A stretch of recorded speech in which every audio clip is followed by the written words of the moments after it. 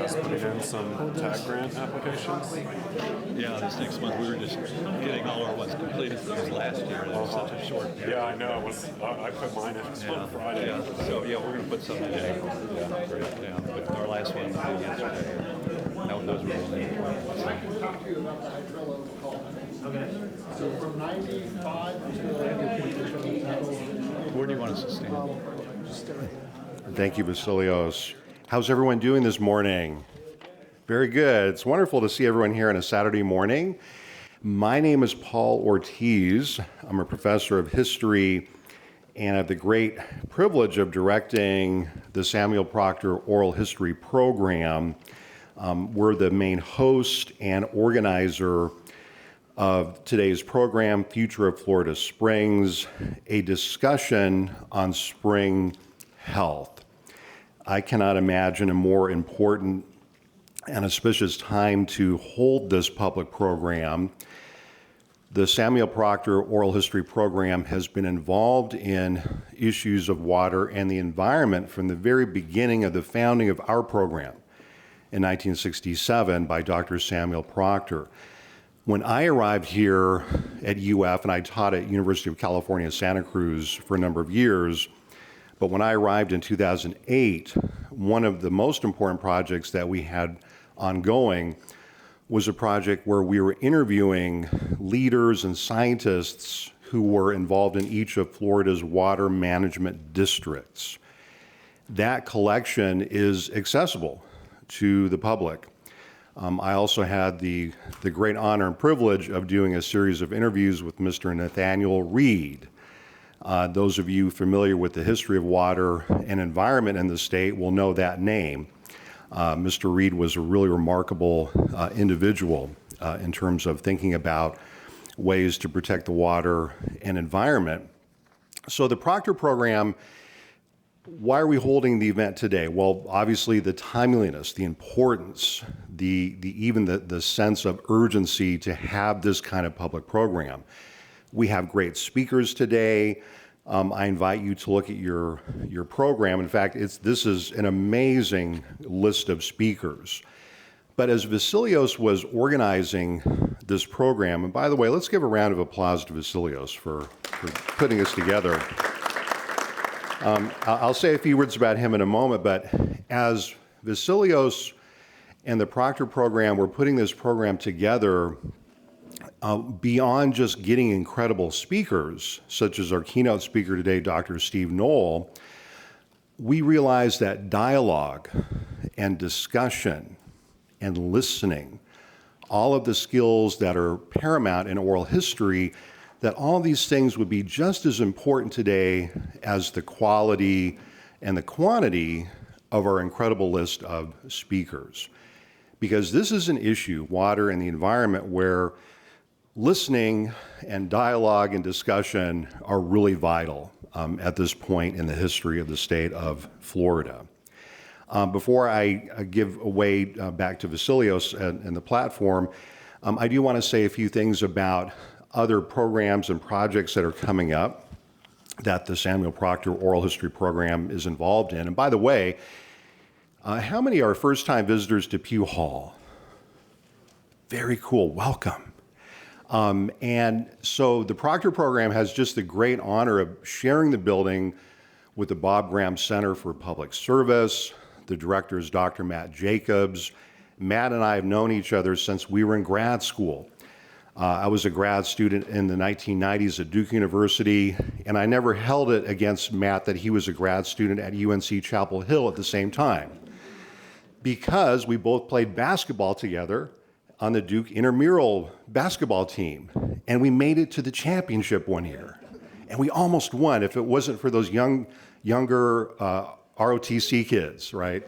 We came so close. But anyway, so we shared the building with not only the Bob Graham Center, but also the languages colleagues upstairs in the top floor. So this is a wonderful, vibrant part of the University of Florida. We're halfway between the football stadium and the library.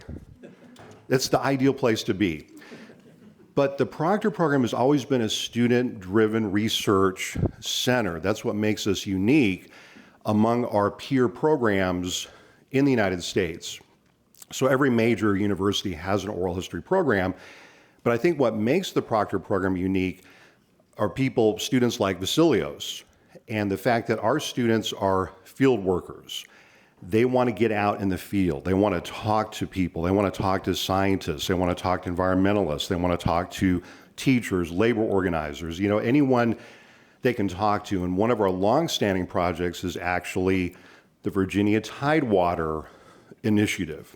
And we're working with Dr. Jessica Taylor, who now is an assistant professor of history at Virginia Tech University in Blacksburg, but back in the day was a grad RA here at UF who led 2 different teams to the Virginia Tidewater to talk to fishing communities.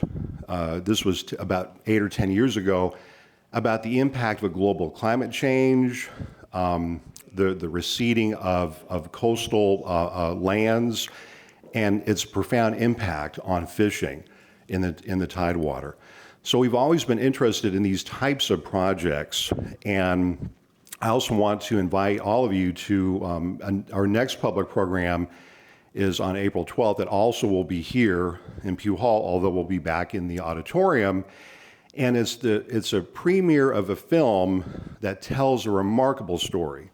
And I'll just give you the title of the film, tell you it's set in 1922, and right away you'll think, wow, what a story. So the title of the film is Oscar Mack versus the Ku Klux Klan. So that is a premiere film coming out, and we'll have hosting a public program April 12th at 5 p.m. here. And finally, I'd like to really invite you to just sign up onto our sign-up sheet, and you'll get announcements for all of the upcoming public programs that we partake in. And if you want to support the work of the oral history program, and don't worry, I'm not going to ask for money, but we would just like you to sign up just to keep in contact with us. And please feel free anytime to visit us in Pugh Hall. We're just right upstairs. Our students love to talk to folks. And with that, I will kind of cede the platform to Vasilios again, but I just want to say a few things about him. Vasilios is I've been a university professor for 21 years. And Vasilios is one of the most remarkable students I've ever worked with. He is indefatigable. He has an endless reservoir of energy, a passion for research, and connecting research. We used to call this social action research, right? This idea that, yes, the basic research is the foundation of what we do, but then how do you apply it? And this is the puzzle that I think Vasilios has managed to solve, and this is kind of why we're all sitting here today. He graduated last year. He was a double major. He's currently working with the Samuel Proctor Oral History Program. He has actually been accepted into the Peace Corps. Isn't that cool? Yeah. I think it's really cool. I had the great honor to work with him through our colleagues at the Bob Graham Center. He received the Haskell Award last year, very prestigious undergraduate research award. So please join me in welcoming back to the platform Vasilios Kosmakos. All right.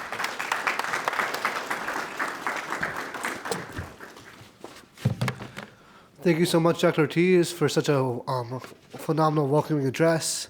My name is Vasilios Kosmakos, founder of the Florida Naturalist Project, and your host and moderator for this evening. Thank you all for joining us, and I'm excited to bring a phenomenal program today. Last year, I started the Florida Naturalist Project as a senior.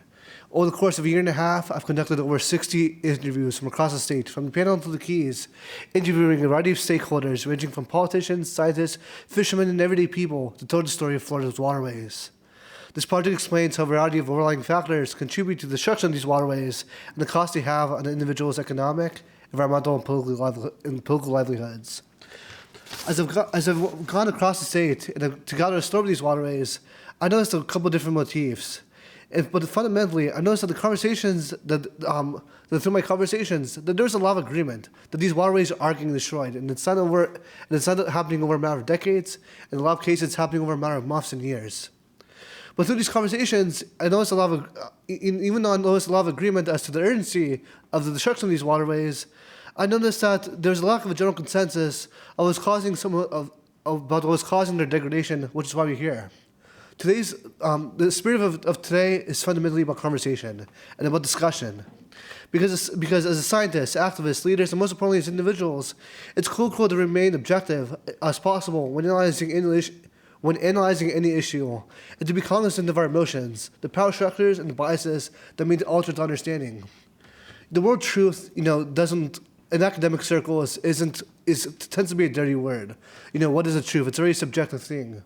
But I think all of us here, no matter what we pursue, no matter what instance we're pursuing it, that's kind of what that's kind of the goal of what we're doing, right? Whether we're scientists, whether we're activists, whether we're everyday people kind of going about our lives, we're all going towards this ideal that we have, that this platonic idea of goodness or of virtue, right? That's why we fight what we fight for, because we know that that the system that exists today is not producing what it should be producing.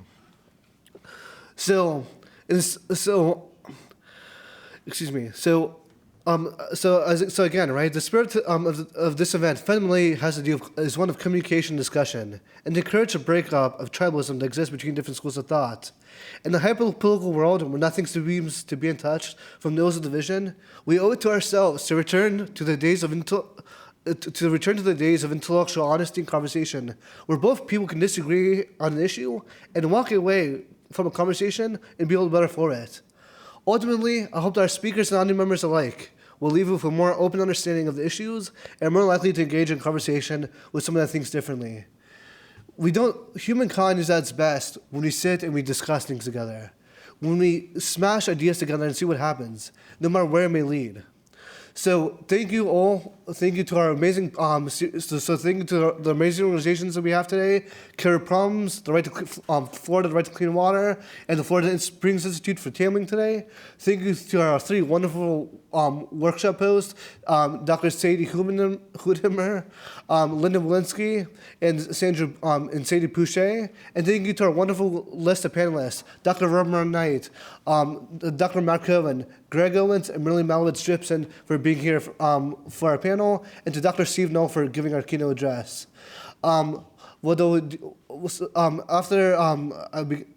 In about a minute, we will introduce Dr. Robert Knight to give the first of 4 presentations. What will happen is that each panelist will give a 10-minute presentation on their respective perspective on spring health. They would then sit down. The next person will go up until all 4 presentations are done. Dr. Steve Knoll will give the keynote address. And finally, after the keynote address, there will be time for a Q&A portion. On your seats, there should be a piece of paper and a pencil, or if you don't have one, please, one of our volunteers will be more than happy to give you one. As you go throughout the event and you listen to different speakers, please write down your question, and then as we enter that portion of the event, we'll be conducting a Q&A portion. So with that being said, I welcome Dr. Robert Knight to give the first of 4 presentations. Thank you, Dr. Robert Knight.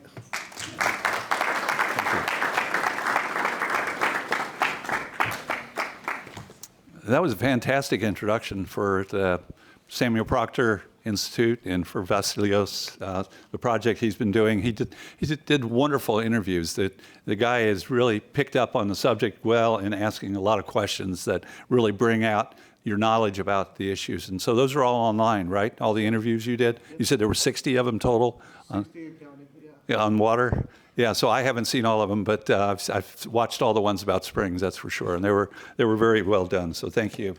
Thanks, and thanks for inviting me today. Just a little background on me. My dad was stationed at Jacksonville Naval Air Station in the 1950s. And so the first time I went to Silver Springs was 1953, same time that Howard Odom was doing his research there. I didn't meet him. I was more interested in the flamingos and the clear water and the catfish playing football than I was with Dr. Odom at that time. I didn't know about him, but years later, I was a student at Chapel Hill, North Carolina, studying public health and environmental chemistry. And I met Dr. Odom my very last semester of undergraduate school and took his systems ecology class at the University of Florida and was just overwhelmed. I felt like I'd finally stumbled into a real college education. No course before that had as much influence on me as that. And then I got to work for Dr. Odom that summer at Morehead City. In the fall, I followed him here to the University of Florida in 1970 and stayed for one semester at that time as a graduate student. Finally went back to Chapel Hill to deal with some personal relationships, and then came back here in 1977 under Dr. Odom, who was ready to restudy Silver Springs. And I was the one selected to do that. So it was like, God, what a life made in heaven to have the chance to go back and study 25 years after Dr. Odom had finished his study on Silver Springs. And I was an aquatic ecologist at that time, so I was really interested in the aquatic life of Silver Springs. That led then to a long career in consulting, environmental consulting, designing treatment wetlands all over the United States, and eventually getting hired by the state of Florida to be their expert on springs because I had had this previous experience with springs and had continued on that line. So in 2002, I was hired to work on the Volusia Blue Springs minimum flows and levels, to evaluate all the data for Volusia Blue to determine what kind of condition it was in and what would constitute harm at Volusia Blue, which I did for a number of years. There was a very uncontroversial MFL because it's the only MFL, minimum flows and levels, that they've ever done that said we're going to return the flows to historic flows. They've never done that anywhere else. They said, oh, well, we're just going to return to the historic flows, as if they could do that while they're pumping groundwater all over Central Florida. And then I got hired to study the recovery of Volusia Blue Springs while they were restoring the flows. And they kept me in that position for 5 years, doing that research, documenting how the ecology was changing over time. The flows were not coming back. The flows still are not coming back to Volusia Blue. They never have, in spite of the state's promise to bring them back. But Volusia Blue's still sort of a healthy spring, although it has no vegetation other than algae. It's got elevated nitrate. It's got really elevated specific conductance. It's closer to a dead spring, except that the water's still clear. It's almost an anaerobic spring. It's a spring that had really difficult time to start with. Its groundwater is very low oxygen. And then I got hired to do the same thing for Wekiva Springs, for Rock Springs, for Alexander Juniper Springs, and then I got hired to do the 50-year retrospective study on Silver Springs. 50 years after Odom's original study, I got to go back and do another whole year of research on Silver Springs. And that then just led me to the realization our springs were all in trouble. The work I was doing was showing that we had problems in every one of these springs I was studying, and these were many of the major springs in Florida. I got a study, finally, of 13 individual large springs in Florida, and that was the last one the state paid for because I started getting rather outspoken about the tragedy of losing these springs. And that's a prelude to this presentation. I started the Florida Springs Institute in 2010 to provide a platform for calling for changes and for educating the state in terms of what was happening, and also to stand up as an expert when needed to testify in legal proceedings. In between there, I taught springs ecology here at University of Florida for over a 6-year period. And so I've had a long background. It's a very frustrating last 20 years of my life as I continue to study the springs. The Springs Institute is continuing the research. Last year, we conducted a year-long research study of four large spring state parks on the Suwannee River: Lafayette Blue, Troy Springs, Fanning, and Manatee. 2 of those springs were essentially dead, with no life other than algae, no fish, no fauna, no clear water. Most of the time, no people recreating in them because they were tannic water. Fanning was not quite as bad, but definitely going down. And then Manatee is still sort of alive. So that's what we're doing. We just finished a study on Rainbow that indicates that Rainbow is actually fairly healthy right now because of high rainfall the last few years. And this is a picture of Rainbow, which in the past I've given a low grade to. But let me just read through my prepared remarks.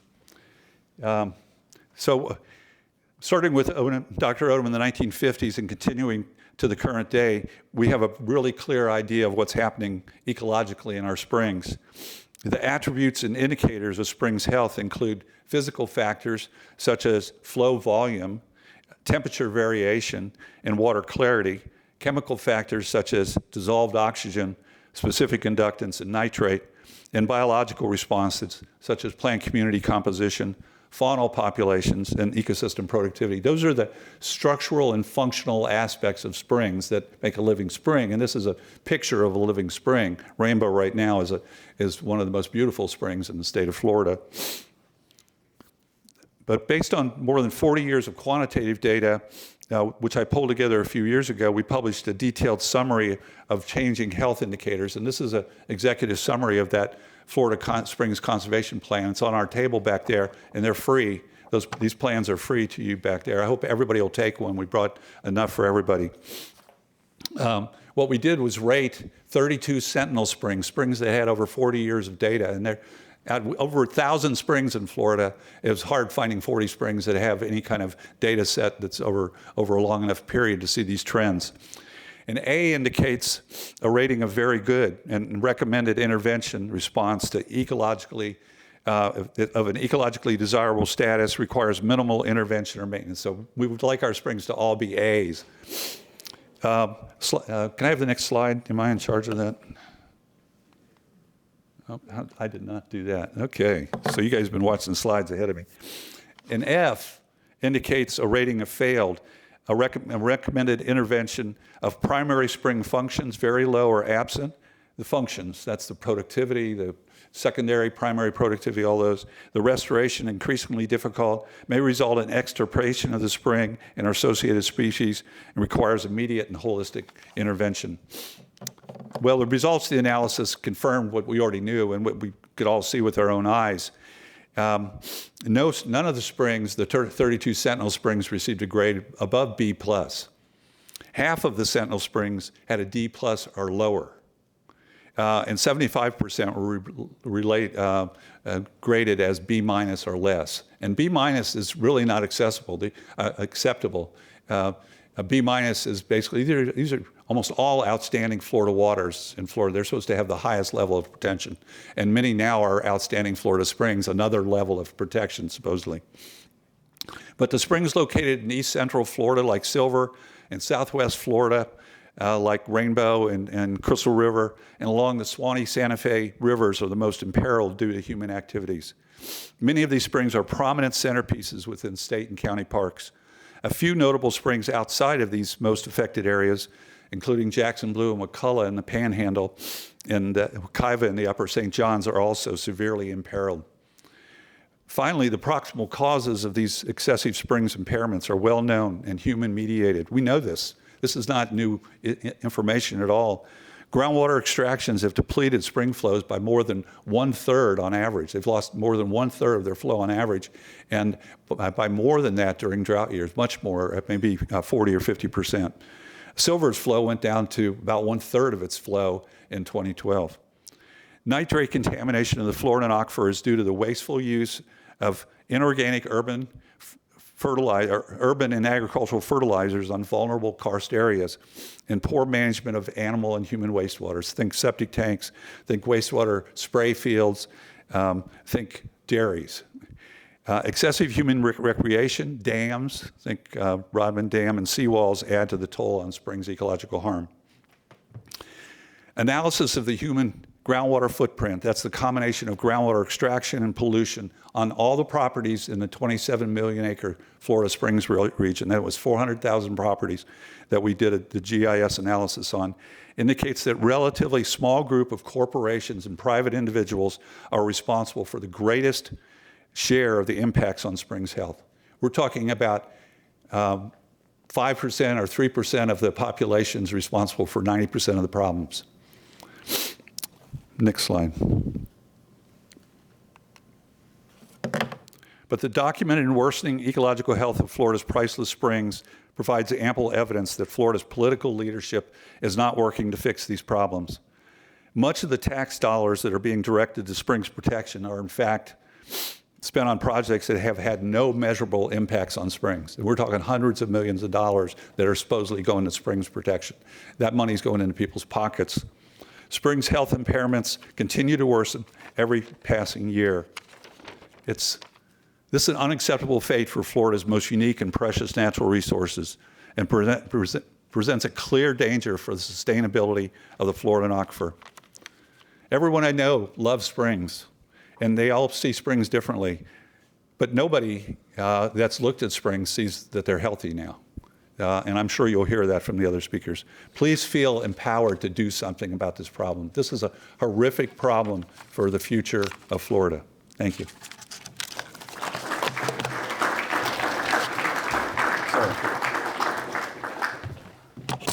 Thank you, Dr. Robert Knight. Now, if Matt Cohen, please come up. Thank you. So my name is Matt Cohen. I'm faculty here at the University of Florida. I'm in the School of Forest, Fisheries, and Geomatic Sciences. And I was also fortunate enough to cross paths with H.T. Odom as a graduate student. In fact, I was H.T. Odom's last PhD student before he passed away. And so I think both Bob and I were cut from the same cloth, which is listening to Odom, his sort of capacious mind, taking stock of complex systems and passing that skill on to his students, I hope. So what I wanted to start with today is a little bit of a couple of quotes that I share with my graduate students because I feel like they really sort of center us as scientists. So the first one, many of you will recognize the names. Carl Sagan said that the tension between creativity and skepticism and what produces the insights and findings of science. And that is to say, we have to cultivate as scientists our sense of skepticism. I think it's a crucial ingredient. The second is by a fellow named Randall Munroe, which many of you might know is the producer of XKCD, who has a quote in one of my favorite comics that says, "You don't use science to show that you're right, you use science to become right." And so when presented with evidence about which you're skeptical, I think you're honor-bound to adopt this sort of approach articulated in 1897 by Thomas Chamberlain. I didn't put his picture up there just because he can rock some facial hair. But because, this is a geologist, but because I think this quote actually embodies one of the most important features of being a scientist, which is that we can't place our reasonings, we can't place our lofty ideals above the facts that are presented to us. And so I want to tell you a little bit about a narrative that I've been on that's been trying to wrestle with some facts and in particular negotiate that through this method of multiple working hypotheses, which for me is really the sort of fundament of good science. So I'm going to start with this. Why are we here? We're here because our springs, as Bob just articulated, have degraded. There has been a state change in many of our springs. Rainbow, Silver, the Upper Ishituckney, there's a number of springs that I think look close to what they might have historically, but a lot of our springs look like this. This is Devil's Eye on the Ishituckney, then and now, picture series by John Moran. This is a picture of an algal bloom in a spring. This is a picture of the vascular plant beds that we're looking for. And so this is the problem that we're identifying. But why am I here? And that, I think the reason I'm here is because Vasilios heard in our interview the idea that I'm skeptical of the idea that nitrate is the fundamental cause of these changes. And I'm going to show you a little bit of data. I'm a scientist. I'm kind of a nerd. You're going to have to look at some graphs. I'm sorry. This is one graph. This is a study that DEP did where they related nitrate concentrations to algal cover, and that's the relationship between them. It has an R-squared of 0.01, which is not very descriptive. And it gave me pause because my early career was looking at nitrate, trying to understand the aquifer, understand the sources of nitrate.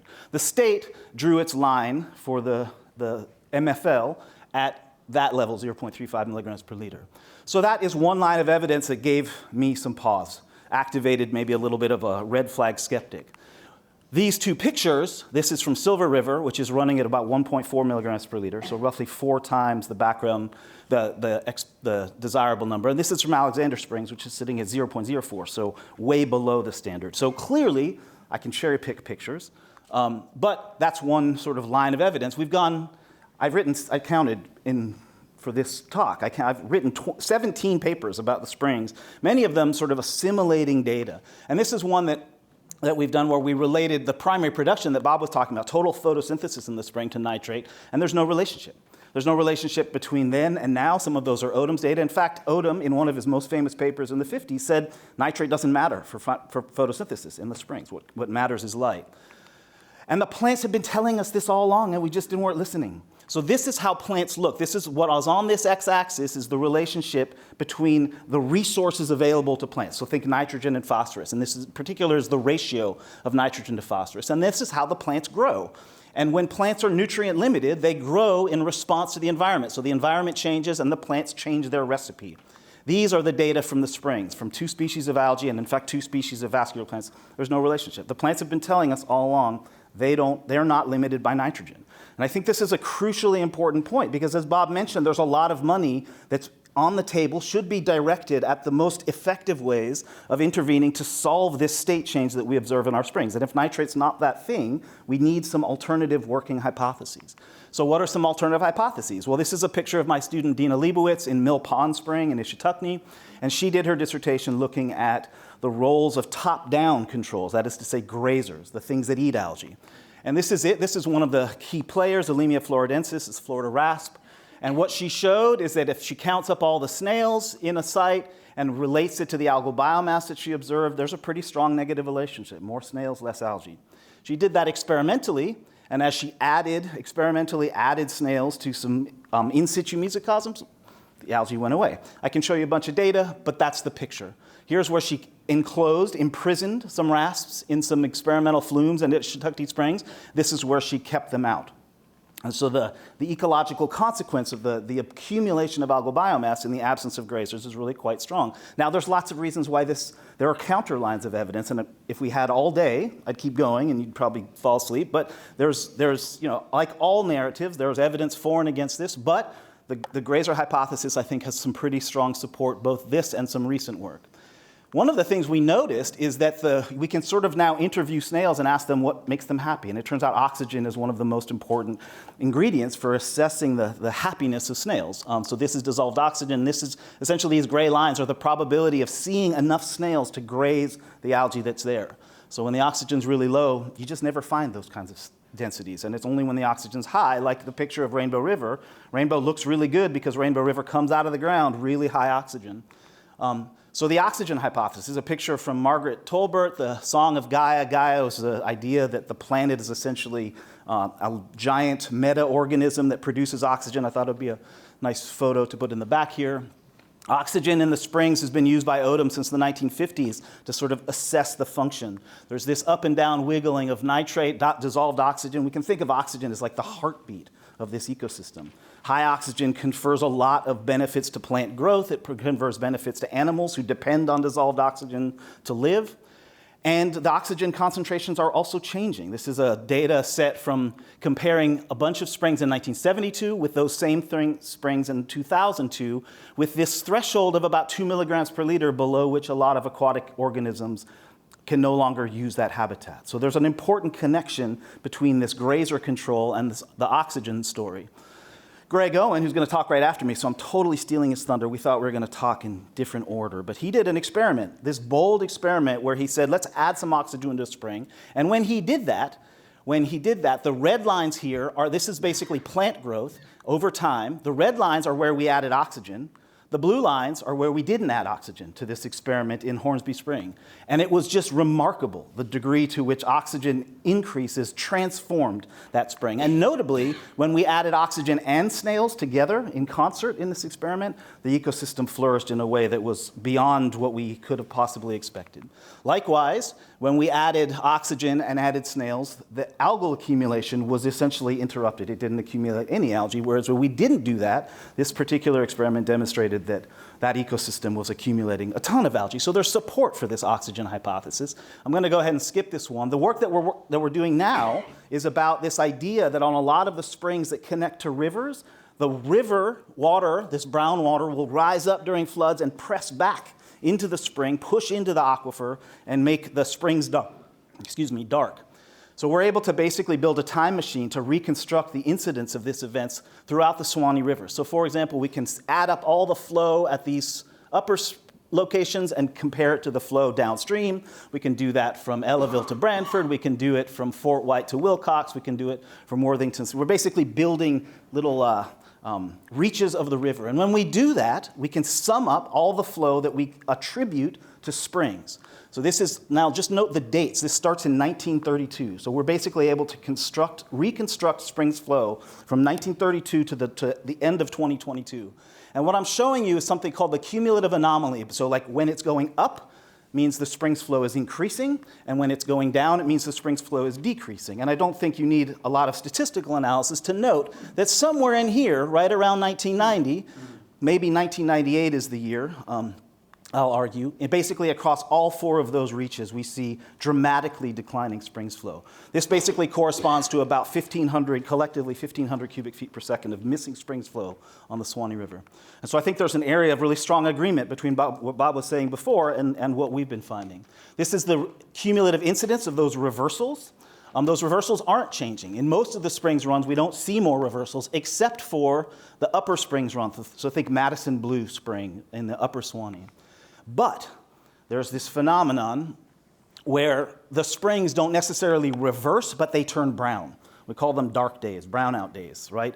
If you've spent any time around the springs, you've seen this happen. It happens a lot in Fanning Springs. It happens a little bit less in the Santa Fe Springs. But here we have time series showing that those brownouts were quite rare in all of those springs reaches through the first 70 years of our record.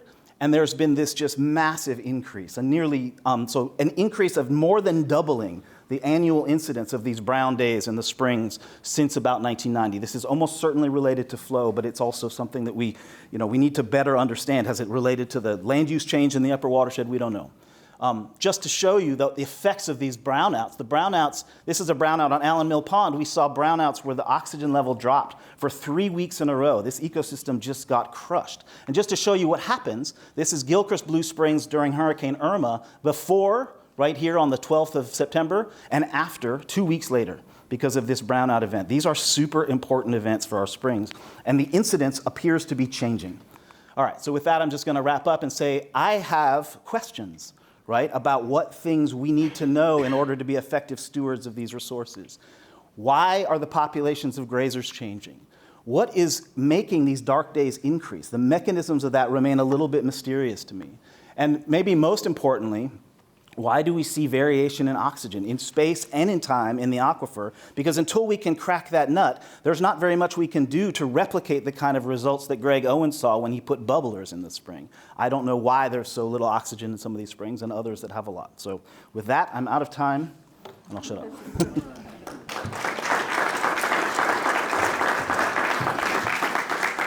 Thank you, Dr. Owen. Now, if Greg Owens can come to stand, that'll be great.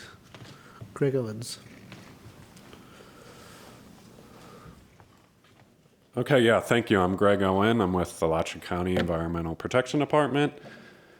And I was also a student of Matt Cohen's, as he mentioned. So today I'm going to talk a little bit about some springs-specific projects that I've done, as well as some of the larger tools that Alachua County uses for springs restoration, and then end up with some conclusions. And while I might not have the same scientific expertise as Bob and Matt, or the same historical knowledge that Merrillee and others have, I have been on these springs for a long time.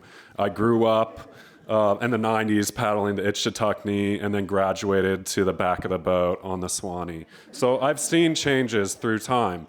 And when we're thinking about like how springs change, it's important to capture those sort of baselines. We've heard a lot about springs degrading over time.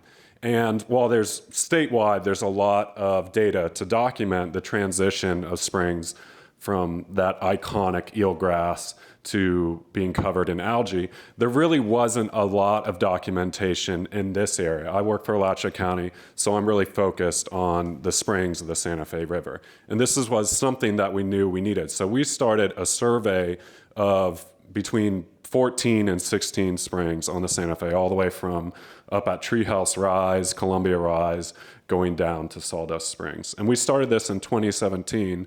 You'll note that Matt mentioned this as well. This is what Gilchrist Blue Springs looked like in 2017. So we went down the runs of all these springs. We took videos, photo documentations. We had biologists documenting all the plants. Then in 2017, after Hurricane Irma, this is what the same spring looked like. But we kept going out after 2017. We've done this now. We just finished 2021. This is what the spring looked like in 2020. So we're able to see some of that recovery. This is really important because it lets us know what springs are resilient and which may not be. Establishing those baselines and understanding that biological makeup helps us understand the health of the springs. One other thing that was missing was understanding the fauna of some of these really hard to access areas. This is a picture in Mill Creek Sink. So this actually drains to Hornsby Springs, one of our springs in the Santa Fe. And we sent cave divers down into a number of locations across the spring shed, including this one, to see what are the troglodytic species. Troglodytic are like cave-adapted species, and troglophilic. And we were able to expand the range of some of these species in order to kind of understand the health and set a baseline, because some of these places had never been visited before. And it kind of makes me think of Horton Hears a Who, right? Like, we got to think about even the smallest creatures. If we can protect this little cave crayfish, we'll have a better chance of protecting the springs as a whole. Now, I had this thought like, hey, we're missing plants. Let's put plants in. Post Springs is owned by Alachua County. So one of the projects I did, we went in, we said, we'll build it, right? The little guys will come and we'll restore the springs. I snorkeled down and put in the tape grass that we like to see. Well, some people came, or some things came. A lot of the turtles came and ate down those plants. And you can see no plants survived. Interestingly, Post Springs is one of those low DO springs, but it also is low in nitrates. So it's not impaired for nutrients, but because there isn't that dissolved oxygen there to support the grazers or to support the plants that need oxygen in order to grow, it really wasn't a suitable site for a restoration. And that led me to that next question that Matt was talking about. What makes a good springs restoration, right? How are we gonna smartly spend our funds? And so I wanted to investigate this question a little more closely and look at different restoration actions that we might use in a springs restoration project. Things like putting plants in and removing algae, because those are common activities. And then we are particularly interested in dissolved oxygen, right? Because it was a good predictor of the health and the coverage of algae in our springs. So we put in pumps and we actually elevated that oxygen. We got it to something similar that we would see at Gilchrist Blue Springs. Hornsby Springs is naturally very low. And then we were interested in that interaction with the grazers. So we stocked snails as well to densities that we had seen on the Itchitucknee River. And the results, I'm not going to show you any data slides here, but I will show you some pictures so you can see what happens. This is one of the plots that gets all the treatments. So this had plants in it, snails, and algae removed in the beginning. And you can see it over time. The snails are dead now at 17 days. They can't survive at the low oxygen levels. The sulfuric bacteria is coming in and the algae starts to take over 102 days. This was over a year-long project. So by 340 days, there's maybe 3 or 4 plants that are left in this plot.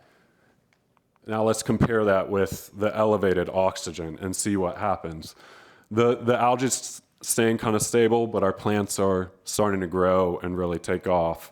By 340 days, these plants have reproduced. There's 35 or 40 plants in this plot by the end. If you have really good eyes, you can see that there's actually some snail eggs on some of those leaf blades, and they've flowered. By the way, that little tile in the middle, we were not just looking at the growth of plants over time, but we wanted to measure the growth of algae. So we actually scraped those clean, and that was some of the graphs that Matt showed, where there was also a significant effect of dissolved oxygen on the growth of algae. And then when you paired that with the elevated oxygen levels in the snails, we saw even less biomass of algae occurring over time. So it's not just at the springs where Alachua County is working, although I like splashing around and doing my science out in the springs. We do a lot of work upstream. Alachua County has a mix of regulatory and kind of behavioral changes. So on the regulatory end, Alachua County has started to take a lead in putting in a fertilizer ban certain times of the year where you're not allowed to put out fertilizers. We also have a point of sale signage. Any store that is selling fertilizers, they have to have something that says, hey, you're in the blackout period. You know, you're not supposed to be applying this between December and February. We also have irrigation restrictions. This is one of the first things I did when I worked for the county, where we actually would drive around. We did enforcement of there's certain days that you're allowed to water, only certain hours. And in those communities that we had driven in, we saw a big decrease, not just by the people that we sent warning letters to for watering on the wrong day, but the rest of the neighborhood in response. And we know this is really important because the springs are connected to the same water that we're using here. So in surveys, we found out that like 55%, over the half of people didn't realize that the water they're using from their tap on their lawns is the same water that feeds our springs. And we knew there are certain behavioral changes that we wanted to have people to use less water. So we had to connect people to their water. And this is kind of part of our social marketing campaign. Stacy Greco, my supervisor, has worked on this a lot. This picture on the left, you can see this is actually one we worked on with the Springs Institute. Recreational impacts is a big thing in our springs. So if we can teach people to have their feet up and float and let them think about like, oh, we need to save those plants. We also ran a number of billboards and television ads. Here's an example of one of the billboards connecting people to their spring. Our springs, our water. And you can see the divide there. What else is to come? Alachua County, we're looking at doing an irrigation efficiency code. Just restricting the number of days isn't enough. We've seen a number of houses are getting built here, and every new house comes with an irrigation system. I think it's 90% of homes are built with an irrigation system. We know that 60% of water usage is outside on your lawn. So if we can limit that, then that's one of those kind of low-hanging fruits that we can allow more water to come out of the springs. It's something that we really want to see change. We also have a septic rebate program coming where we're offering money to people that want to upgrade their septic. They can get up to $5,000 to replace it with advanced treatment septic and treat that nutrients before it makes it to the springs. Thanks. I guess in conclusion, what I want to get across is there's really no one simple solution to our springs. We're all rely on this. We all rely on it for our drinking water. 90% of Floridians are drinking from the Florida aquifer. And it's going to take all of us working together collaboratively to have any sort of meaningful impact to our springs.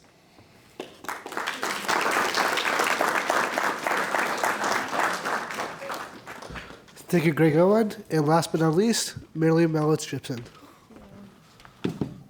Thanks, Vasilios. Okay, how's everyone today? Get everybody how many of you have been to the Springs? Okay, glad to hear that. Sometimes I ask the audiences and only a couple of handfuls go up. So I am going to hopefully move through mine rather quickly. Okay, Merrillee Jipson. I am a board member, founding member with our Santa Fe River. Photographs of how I live on the river with my kids and my husband, and now I've done there. Okay. Homeschooling, being at home, all those kind of wonderful things. We actually had science classes at Rum Island Park for a while with homeschool kids to teach them science based on people that I was meeting in the field. We visited a lot of springs, and then our Santa Fe River got formed over 4 bottling plants. This is Martha Strawn in the red shirt. She is actually the founder member. The other one is Kristen Rubin, who is here with us today. We were a grassroots organization that actually sat at kitchen tables in people's living rooms and decided that we needed to do something about 4 bottling plants that were coming into the Santa Fe River. So we organized weekly. We had tabling events. We had public outreach events in community centers. Extremely active organization since 2006, technically. 2007 is when we became a board. We have a hotline phone number. People call us when we have issues. This one I'm going to stop if I can. Anyway, so one of the first meetings we attended was with the Water Management District. And the director, who's coming up here in this, right here, next one, director told us, Jerry Scarborough, that we needed to change the laws, that we needed Chapter 373 in the Water Resource Act, here we go, and we needed to understand how to change the laws, and we took that to heart. We actually attend working group meetings, we attend government meetings, we learn from the experts like you heard today. This is how I met several of the experts today, actually, was going to working group meetings in the field. We go to the IFAS Research Center north of Live Oak. That is an amazing place if you've never seen it. We learned about these pumps that High Springs has for their wastewater. We went to the Valdosta wastewater. I mean, all we do is attend, go, see. We do so much of that because of the work that we do to stop harm from happening to the Santa Fe River. And with that in mind, we actually have been winning things lately, which is an extraordinary place to be, winning different land use issues. This is my business. This is where our Santa Fe River is housed. I don't know how many of you rent equipment, but this is a creative center where we use music, theater, fine arts. Every type of art that you can think of, we use at our business to actually impress upon people how important the springs and rivers are. We actually have gallery shows with well-known artists. We even we even invite the Fort White High School kids, which is near us, to come in and actually show with us too. So they also have this experience of learning about culture and arts as it affects the river. See, will that stop it? No, it won't stop it. So the springs can be really ugly, like the last photo you just saw. They can be really pretty. So here, I'm actually concerned where we're looking at the river itself. We see marks on the trees. And these marks on the trees, some of the experts that I've talked to are saying, oh, it's from flooding. But it's such a distinct mark that we see on the trees. Now it's working. Okay. That we see it on other trees. Terry here is checking the gauges on the river, and these are the concerns that we're also having is erosion. So where these marks are also located on the trees, we're seeing erosion from motorized traffic, from flooding, but those marks mean something, and I don't know what they mean, but this is what's happening. All these trees are starting to fall into the river because of erosion issues from overhuman usage, which is what you're seeing there, overhuman usage, which is what you're seeing here, including flooding. Our organization also is an activist organization, so we protest, or we used to protest. Can't protest anymore the way the governor's moving. But we used to have demonstrations all the time. Here we are protesting the gas transmission line that goes under the river. Interviews with lots of TV, lots of radio, also in print. Here's Bob Knight even protesting with us for right to clean water, protesting for fracking in downtown. We just do so much outside activity trying to raise attention and awareness about our springs. We're one of the more active groups in that manner of trying to get the word out using either social media or demonstrations. This is against the recent Nestle or Seven Springs Water Company permit for bottling. We were really effective with a lot of the work we did. We got over 19,000 comments in a government portal, which was pretty extraordinary. This is a John Moran photograph of the youth involved with one of the High Springs demonstrations. We meet with state agencies. We've met with the newest director of the DEP and the Water Management District. We speak, like I said earlier, in front of all kinds of government meetings, Marion County, Alachua County, any county that has some sort of water use issue and that we can address them, we will go and we will speak out. This is actually in Lake County. This is the governor's office when we're turning in some fracking petitions. And this is in Tallahassee, where we speak out in committee hearings and also meet other organizers from across the state of Florida that are doing the same things. And I bring my kids. Or used to when they were small and didn't know any better. But I bring them to these things because it's important. It's important that you all understand where your voice is and where it matters, and getting involved in Tallahassee or on the local level with your water issues. This was the Scene Die Day. It was a crazy day that day. Oh, attending, if anybody wants to be really active, attending county or city governmental activities such as this. This is a workshop of a sense that you can actually go and attend and speak out on. Class B biosolids used to happen on this site. I worked with the property owner to stop that. This was the cyanobacteria that was on our river. That's how our river looked for a little while, and we had filamentous algae that Matt was speaking about earlier. Working with reporters again and photographers to get the word out. Motorized activity on the Santa Fe River is becoming a real nuisance these days. This is at the Rainbow Weeki Wachee for Springs Protection Zone. This is the 47 bridge to fix it up. These were all the people responsible for trying to get 47 bridge fixed up. LIDAR, we love LIDAR, light detecting and imaging. That stuff is the bomb. It tells you exactly where the water is coming from, where it's going. These were the residents that stopped the Union County, Bradford County phosphate mining committee, phosphate mining that they were going to be doing in those counties. This is how much land that was going to be phosphate mined on top of the new river. Phosphate mining is such a big thing right now. They're trying to put phosphogypsum in the roads. We're trying to stop that too up in Tallahassee. Cleaning up sinkholes. We clean up sinkholes because that is our connection to the groundwater. And the worst thing that's happening right now that we're witnessing is the destruction of wetlands. And this is the final, I believe that's the final one. So destruction of wetlands is a really big problem because we're seeing more and more housing development. And we're seeing more people moving to North Florida from coastal communities because they have saltwater intrusion or whatever problems they have along the coastline. And they're coming here because everybody's so nice. And the taxes are so cheap. And there's so many trees that they can cut down.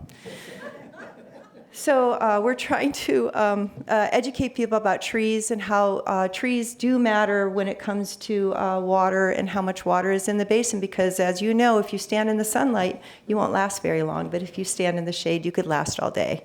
So thank you for allowing me to speak. I'm gonna rest right there, and we'll take questions or whatever later. Thank you.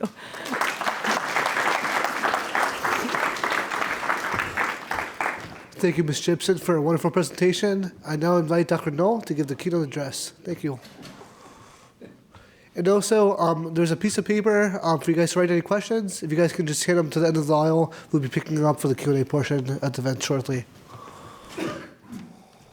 Okay, I'm not here by myself. I brought my friend Hugh. Hugh Manatee. And Hugh is the poster animal for our summer programs, which we ran from 2016 to 2019, called Humanities and the Sunshine State, which is about taking high school students 1 week, taking high school teachers and elementary school teachers another week, and explaining to them all about Florida and water. Matt was there as part of the program. Bob Knight was there for part of the program. It's been a remarkable success. Some of those students are now graduating from the University of Florida, and they have been involved in all sorts of things, including water, and including the Samuel Proctor Oral History program itself. And Hugh remains with me. So he was at the dean's office, but he's better off with me than with the dean. So, this is called Florida Springs, A Personal Journey. It's about my association with Springs as a Florida resident, but also as a historian. And much of what you will see has already been talked about. Not as good as I'm going to talk about it, but it's been talked about. So let's start with my experiences. I come to Florida in 1974 from New York, and then went to college in Virginia. Come down here with a college friend. We both are going to graduate school, and we decide, I've heard about this place, this Itchituckney place. Sounds cool. Let's go. So on a Saturday in maybe October, we drove from Gainesville up to Fort White and rented a tube and got tons of beer and went out there, and we were shocked when the ranger said, hey, buddy, you can't bring beer on this river. So being good college students, we were pissed off. Right? We were pissed off. And we got in the tubes and started floating down, and about halfway down, we said, we understand why there's no beer allowed on this river. They said, this is amazing. And it's coming from New York, coming from Long Island, which is, paved over. This is remarkable. This place was remarkable. And that kind of began my association with the Springs as someone who thought that they were remarkable and wonderful and very, very different than kind of any place that we've been. And certainly one of the places that we started canoeing on is the Santa Fe, and stopping at Poe, which at this point was privately owned. And there's Poe. And 1978, 4 years after I came here, I had just gotten married, and got married in Orlando, came back up here to get ready to go on our honeymoon, which was going to be camping in the Virgin Islands. And my college roommate from Oregon was with us, and so he said, let's go somewhere. So we went to Poe, off a dirt road, off of High Springs, and we're there, and Poe is beautiful. And it showed us just how fragile these places are, because we're there and there's nobody else there. There's no like Poe now has the concrete stuff. There's nothing like that, and there's nobody there. All of a sudden, here comes some guy driving his cab of a semi up the road. I figured, oh, he's going to stop. No, he drives it into the spring itself, so the water's like halfway up on the big tires, gets out and lies on the hood of the thing. And I just said, this is why we need to protect places like this. I said, this is just remarkably awful, right? So again, opportunities to protect. And then this is Juniper. And every time people from New York, including my parents, would come down, my mother, understand, my mother's a New Yorker, man. Outside is bad, right? It's just bad. But we took her canoeing from Jenny at that point. She was like amazed. She said, this water's clear. I said, yeah, it's not New York, Mom. Yes, it's clear. And so friends of ours came from New York and we took them to Juniper, because we had taken most people to the Santa Fe River. We'll go to a different one. And Juniper was a remarkable place as well. You can see how clear. And we went there, and we got into some interesting stuff that tells us nature can be a little unforgiving. So we went down the Juniper Run, which is remarkable. If you haven't, anybody kayaked or canoed Juniper? It's amazing, right? It's amazing. So we went about halfway down, and it started thundering. So we turned around and heading back towards the spring head. And there's 4 people in this canoe, myself, my wife, and the other New York couple. And there's an overhanging tree branch, and the woman in the front pushes it away, and man, Yellow Jackets like crazy. Oh my God, all over her. Horror movie right there. Dumped it in the water. This was maybe 10 minutes from the spring head. Luckily, the water was incredibly cold and wonderful. So, but that tells us, nature is not always just wonderful. But today, I'm still in contact with these people, and they say, that was a horrible experience, but Juniper was wonderful. So that's kind of where we're going to start with. And now we're going to switch roles from my personal experiences with Springs to my experience as a historian of Florida. And when we talk about Florida and we talk about the Springs, we have to start with the mythology of Ponce de Leon, because he comes here, we all know, which we all know it's nonsense, right? He all comes here to find the fountain of youth, right? And, in the late 19th century into the mid 20th century, places that have springs all wanted to market those springs as the place where Ponce de Leon found the fountain of youth, right? So this is at the place in St. Augustine called Fountain of Youth Park, and you got this thing. So it tells us that even in the 16th century, people were amazed and enthralled by the possibilities of what's happening here with these springs. And certainly for the next 4 centuries, foreigners, Northerners, Europeans, come to Florida and are enchanted by the springs themselves. So we're going to look at, certainly we all know who these guys are, I think. This is William Bartram, Philadelphia naturalist, comes down here first with his father in the 1760s, then by himself in the 1770s, and writes, this wonderful book. It'll take you an hour to read the whole title, but it's basically called William Bartram's Travels. And William Bartram's Travels is this remarkable compendium of knowledge about Florida when it was a British colony. And much of what we know about what Florida looked like during this time period comes from Bartram's Travels. And much of the romantic poetry of William Wordsworth and Samuel Coleridge come from reading the discussions of this strange land that William Bartram visited. And so I'm going to read from his travels, which was published in the 1790s but written in 1774. This is about what will become known as Volusia Blue Spring. This creek, which is formed instantly by this admirable fountain, is wide and deep enough for a sloop to sail up into the basin itself. The water is perfectly diaphanous, and there are constantly a prodigious number and variety of fish. They appear as plain as though lying on a table before your eyes, although many feet deep in the water. A pale bluish or pearl-covered coagulum covers inanimate substances that lie in the water, like logs and limbs of trees. Alligators and gar are numerous in the basin. And there's Volusia Blue today, known mostly for its wintertime residents, Hugh's buddies. Right? So Bartram is a catalyst for people to examine these springs and tell us what's going on.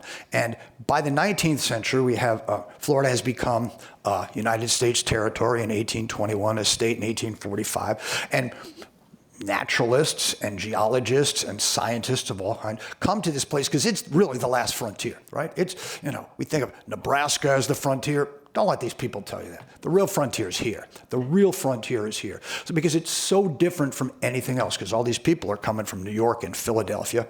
And so this man, Daniel Brinton, and again, another long titled book, Notes on the Floridian Peninsula, comes down here in 1859. He's 22 years old, right? And he does this whole book about Florida, the whole book about Florida and what it is and how it's different. And he writes about the springs. And this is what he has to say. The geologic formation of Florida gives rise to springs and fountains of such magnitude and beauty that they deserve to be ranked with the great freshwater lakes, the Falls of Niagara, and the Mississippi River as grand hydrological features of the North American continent. That's, when you think of Grand Canyon, you usually don't put the Florida Springs in that same thing, but this guy's doing that, right? And he is both an observer and a scientist, which I think is important, right? The most remarkable are the Wakulla, 12 miles from Tallahassee, which he spelled wrong, but that's okay, of great depth and an icy coldness, which is best known and has been described by the competent pen of Castelnau and others. So other people have described it as well. The Silver Spring and the Manatee Spring. The latter is on the left bank of the Swanee, 45 miles from its mouth, and is so named from having been a favorite haunt of the sea cow. And Hugh says, I ain't no cow, buddy. So, whose bones, discovered by the sulfuret of iron held in solution by the water, are still found there. The Silver Spring, in some respects, the most remarkable of the three, is in the center of Marion County, 10 miles from the Alachua, into which its stream flows, and 6 miles from Ocala. In December 1856, I had the opportunity to examine it with the aid of proper instruments. It has often been visited as a natural curiosity and is considered by tourists one of the lions of the state. That's a great description, right? This is Wakulla, now a state park just south of Tallahassee. Remarkable, it is with Silver Springs, one of the two largest first magnitude springs in the state. There's anybody been there? It's pretty amazing, right? And the lodge used to be the home of the retreat of a guy named Ed Ball, the most unknown power broker in mid-20th century Florida, and his house is now the lodge that's there, right? So that's Wakulla. And this is Manatee, right, on the Swanee River. These are taken recently, and Manatee looks fairly good, right? So while Daniel Brinton is a scientist and observer, this gentleman, Sidney Lanier, is a poet not in very good stead today. Anybody know why? Because he fought for the Confederacy. And so schools around the state and the region that are named Sidney Lanier are being renamed. Not the one in Gainesville, however, which is where I taught for 28 years. And Lanier visits Florida, and it's very interesting. You know, you would think that as a poet, he would come down here and extol the virtues of Florida for its idyllic stuff. Yeah, that's true, but he comes here in the pay of the railroad. He's writing a tourist book. Why do you want to come to Florida? Well, you want to come to Florida because it's beautiful, unique, and also, as it said right here, it says to help with consumption. What's consumption? It's tuberculosis, right? So Florida is a place where you can come and be cured of your illnesses. And the place to do that, obviously, is going to be the springs, right? So he writes significantly about the Alachua, calls it the sweetest water lane in the world. And Marjorie Harris Carr, when she fights to end the Cross-Florida Barge Canal, utilizes the words of Sidney Lanier to buttress her arguments against building the canal and destroying this wonderful river. So this is what he has to say about Silver Springs, and we'll go to Silver Springs. The picture in the upper right for you guys, that looks pretty much what it looked like when he was there, right? In 1876. The fundamental hues of the pool, and man, he writes like a poet, which means tone it down a little bit, right? The fundamental hues of the pool when at rest are distributed into innumerable kaleidoscopic flashes and brilliances. The multitudes of fish become multitudes of animated gems, and this prismatic light seem actually to waver and play through their translucent bodies until the whole spring in a great blaze of sunlight shone like an enormous fluid jewel that without decreasing, forever lapsed upward in successive exhalations of dissolving sheens and glittering colors. A little different in Matt's charts, right? These, you know.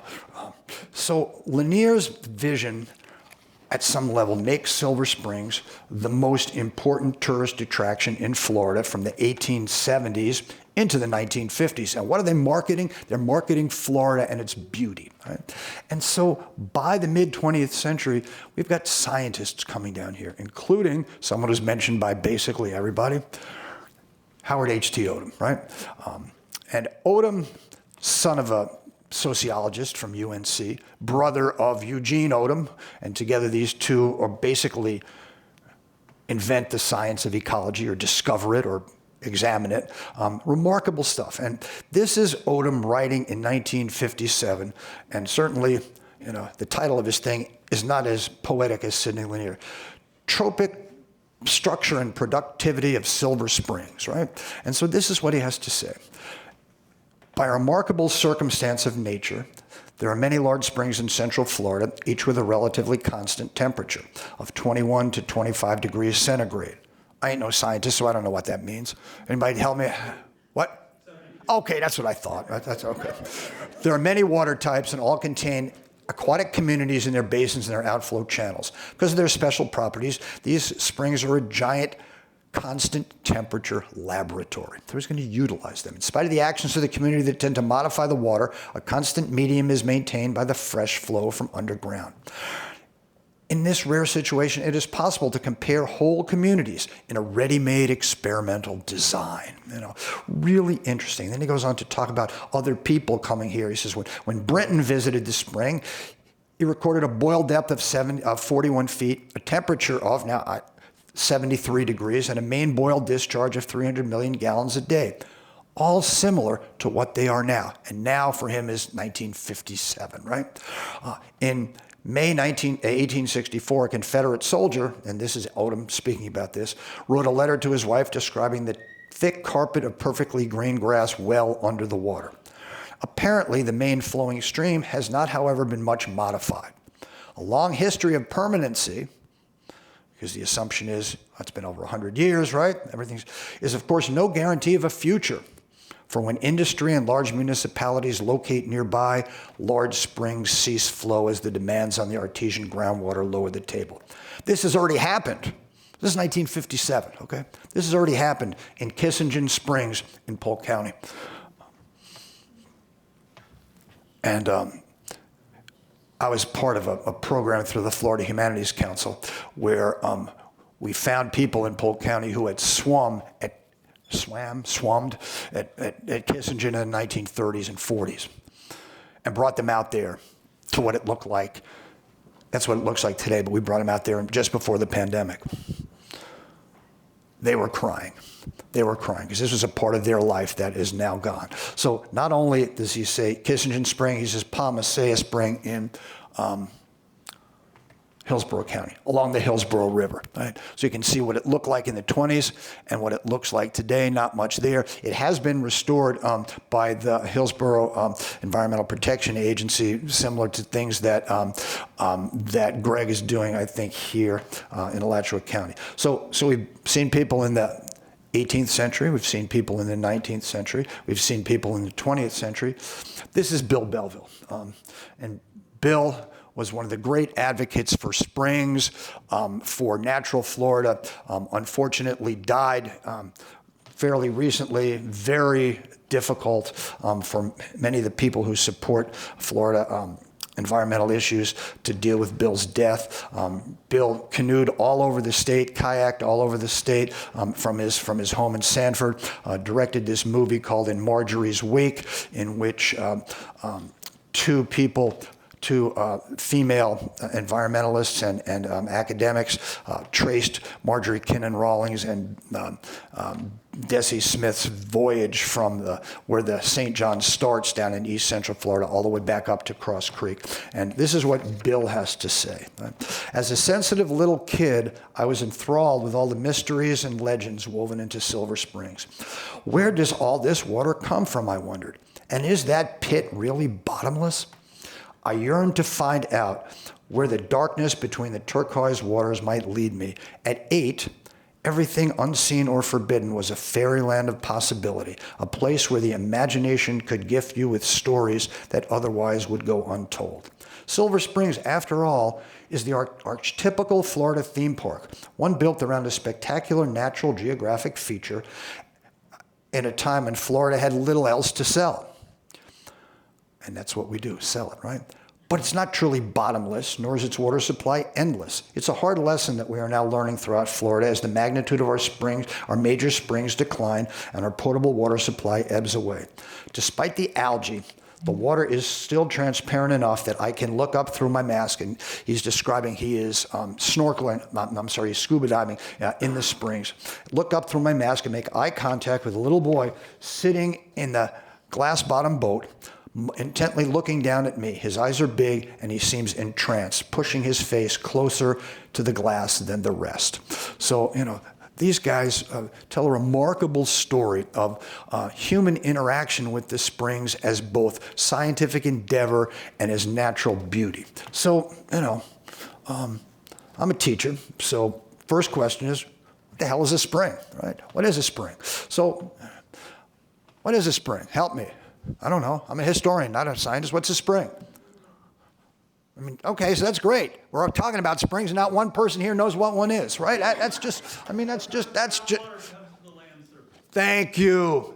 Thank you. And usually when people answer questions in my class, they get to hold Hugh, which is good, but we're going to forgo that. So when we talk about springs, we see this water coming up there, this beautiful multicolored water, different shades of blue, but we think of it as a discrete entity. And I think one thing that I learned when working on the book about the Cross Florida Barge Canal is assumptions about Silver Springs and its relationship to the Alachua River.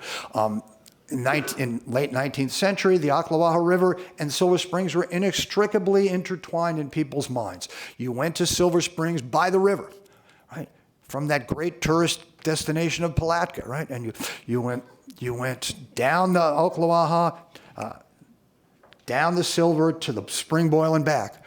But when we got the roads, the river became divorced from the spring. And so the spring really became its own thing, right? Associated with Ocala, right? And so I think what we forget is a spring is part of something called a spring shed. And I think that's a term, certainly, we think of watershed, but a spring shed is all the places that the water percolates down and goes up and comes out of that spring.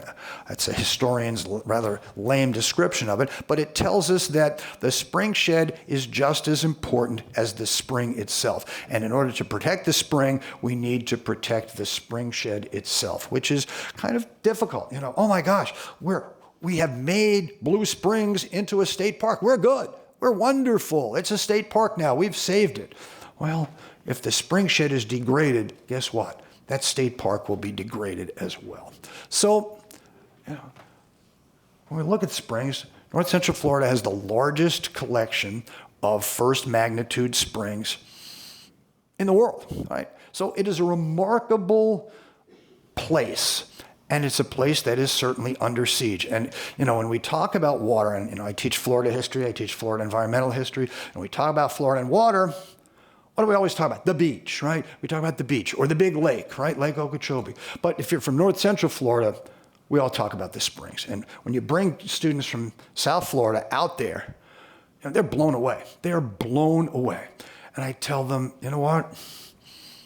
It's different than it was even 10 years ago. I said, if you're blown away now, think how you would have been blown away 15 years ago or 20 years ago. When I first came to the Ichitucknee, and well before, well, we're not going to say when, but you already know. So and we need to be good stewards of this. And the rest is kind of a commercial, kind of like Sidney Lanier, a commercial for saving, right? So, threats to springs, right?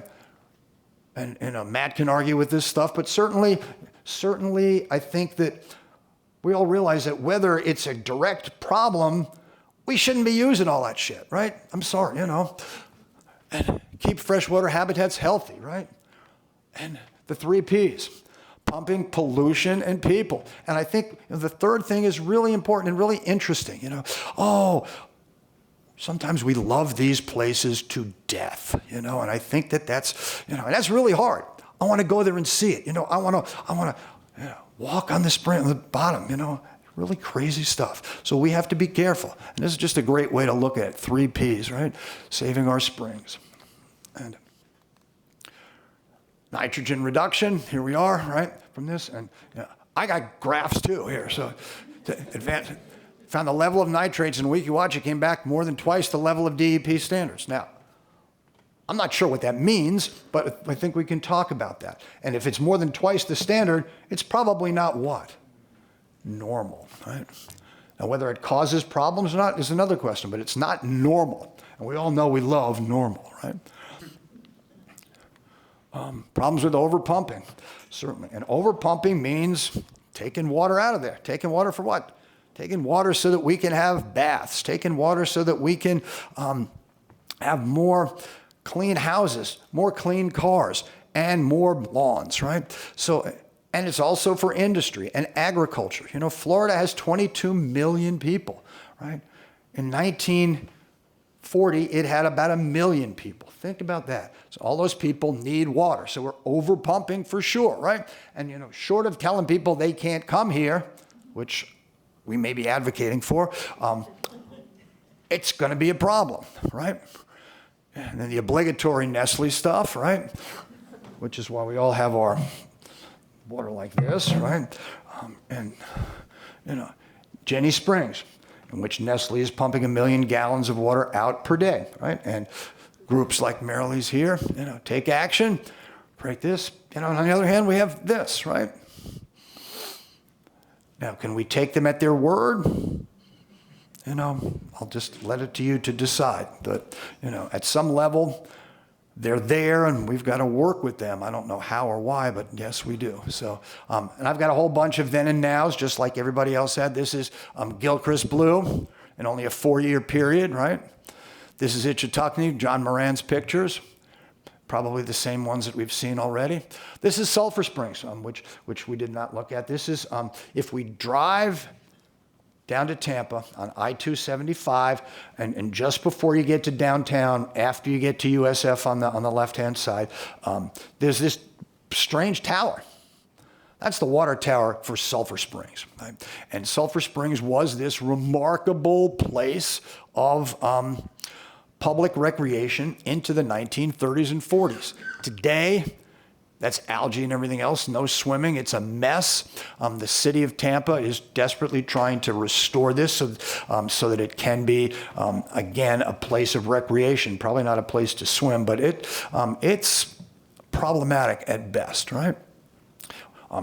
White Springs, part of the Stephen Foster State Park along the Swanee River. In 1900, it was one of those places that people came, like Sidney Lanier said, to take the waters for cures, right? You can see the spring house built there. Hundreds of people came. It was among Florida's largest tourist attractions, money-making enterprise. You can see what it looks like now. There's very little water there. And these pictures really point out the stark level of how degraded White Springs has become. Silver River, again, you can see the difference. And again, not too far long ago, 1990, right? And Warm Mineral Springs, which is, anybody ever been there? It's a really interesting place. It's in Northport, which is bizarrely in the south part of Sarasota County. And unlike most springs, which have a temperature of what, Matt? 73. This is 86, right? This is 86. And people go there for health, right? For health. Warm Mineral Springs, supposedly the mineral content the mineral content and the temperature of the water makes them, particularly arthritis. And Bob and I are going to go there to deal with our knee replacement stuff. So, but the crazy thing is, you know, in the 1950s, they built all this junk around these buildings, which are all falling apart. And this round thing is a museum, supposedly, for for Juan Ponce de Leon, because this is where the Fountain of Youth really was. So just wild stuff, right? Wild stuff. And then, you know, that this great word, which just, you know, not just activism, but chi-activism. Right? Great. That term is just fabulous. And, you know, steps you can take, reduce your water use, and certainly the assumptions are by reducing water use, you have to what? Change your lifestyle drastically, you know? Well, one place that really worked on changing water usage is maybe the most conservative county in Florida. And I realize that every county in Florida vies for that title, right? And Sarasota County, you know, extraordinarily high level of living. And you know, they're not about to have somebody tell them to, you know, do this and cut water supply. Well, they worked on getting low-flow toilets, and their water usage dropped during that first 2 decades of the 20th century, even though there's more people there. And nobody's life suffered because people are not willing to, oh my God, don't take this away from me. So if we can make it so that there's not that much sacrifice, we can really do something. You know, grow native, cut the chemicals. Again, septic systems, again, the biggest problem. And new septic systems are going to be better, but a lot of people have old septic systems, can't afford to fix them. So government helping them to update their septics is really important. Get involved with organizations fighting for change, like our Santa Fe, right? Talk to your representative. They won't listen, but talk to them. Talk to them and talk to them and talk to them. The great story about, and I've heard this from more than one person, about Marjorie Harris Carr.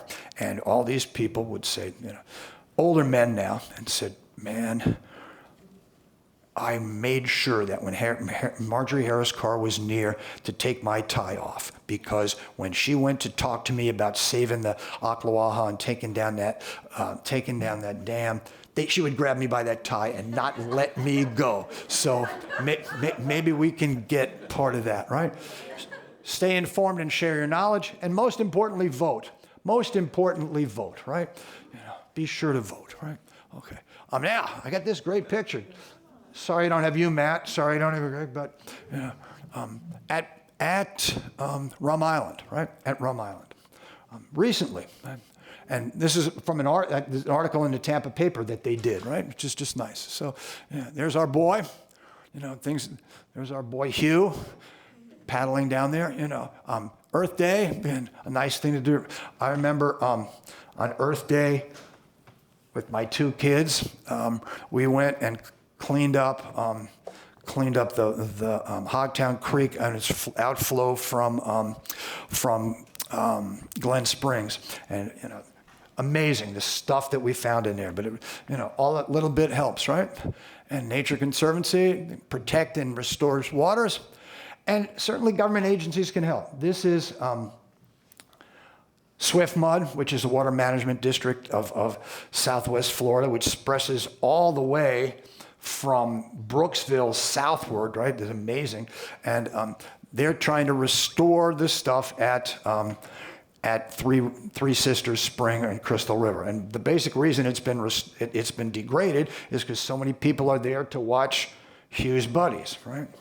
So hopefully this will help it out, right? And all this stuff, save our springs. And I'm going to end with spring break, right?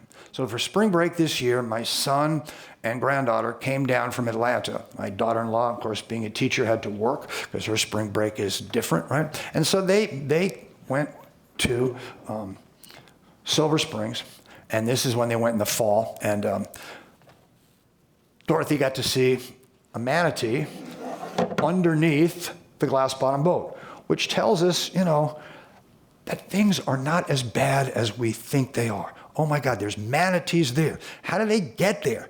Which means they have to travel through the Ocklawaha, past that dam, right? But they're managing to do it, which is remarkable. So, my son took this picture, and my granddaughter loved this thing. It's wonderful. And then over spring break, we went to Gilchrist Blue, right? Took the picture there. We went canoeing out down the spring run, and out into the Santa Fe, down past Rum Island, almost to where Naked Ed used to live, right? And it was remarkable. And she was like, oh my God, this is great. I love this. The water's so beautiful. I've got to go to the bathroom. So we had to turn around. But we'll end with this. And this is her and my son swimming in the boil itself, and that's what it looks like. And my goal here is to hope that my granddaughter's granddaughter will be able to experience what my granddaughter did with me 2 weeks ago. I realize that certainly what she saw in 2023 was not what I saw in 1974, but it's still amazing. So Bruce Springsteen, which I think is a great name for someone talking about springs, from a song called Does This Bus Stop at 82nd Street? And if it's in Gainesville, the answer is no, 75th. But man, the dope's that there's still hope. So, in spite of everything, there's still hope. And Mother Jones, anybody know who Mother Jones is? Man, you work at the institute here with all these people to the wall, and you don't know who Mother Jones is? I thought you graduated. Man, if you didn't, I'd have failed you. Mother Jones is a activist, woman labor organizer in the coal fields of West Virginia and all over in the first 2 decades of the 20th century.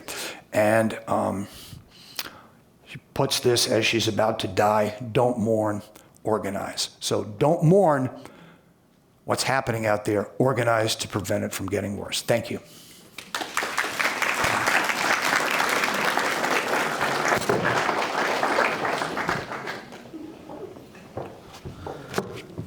What a phenomenal series of presentations. Let's give everybody a round of applause again. So I now ask 4 panelists to join me on the stage to begin the Q&A portion of the event. Thank you.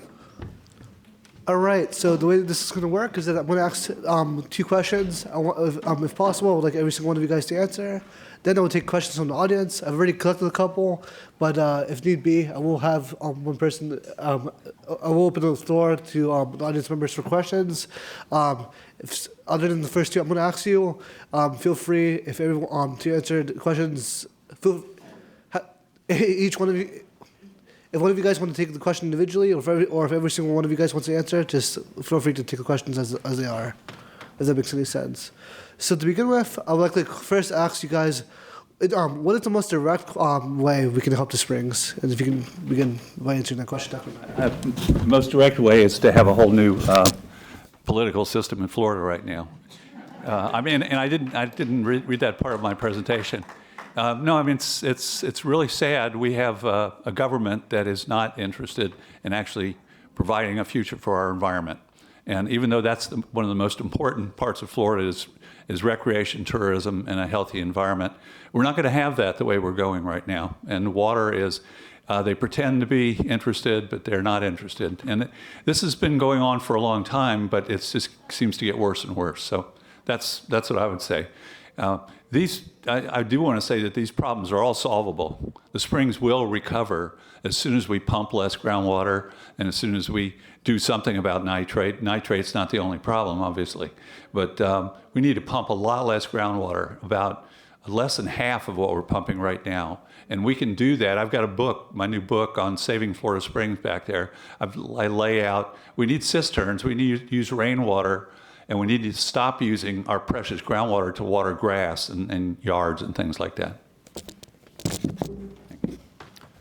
Yeah, I think when we frame this question, we really have to think about how we approach it. And lots of times we're pointing fingers at each other. It's agriculture or it's the bottling plant. And I feel that we're really all in this together. So when we think about this, it's going to take everybody. And if you're at home, you have a yard, like Bob was saying, we need to replace those yards. We need to normalize having a yard of weeds or a Springs-friendly yards. I mean, we had a campaign. We're doing campaigns where one of the ideas we have was like, oh, we want legalized weeds. I don't think that's gonna. Maybe that one won't fly. But if we can have, if you can be accepting of pine straw, you go to look at my yard, it's pine straw. All that water usage that we use, over half of it is on our lawns. So that's a low-hanging fruit that we can capture in order to provide more for the springs. Yeah, so my son, for his 8th grade science fair project, asked the question about how the things that we eat impact the environment around us. And what he concluded was that the water use that we focus on, like the turn off the tap when you brush your teeth, like those are easy because they're very like visceral and immediate. But the biggest thing you could do to reduce your water consumption was to alter your diet.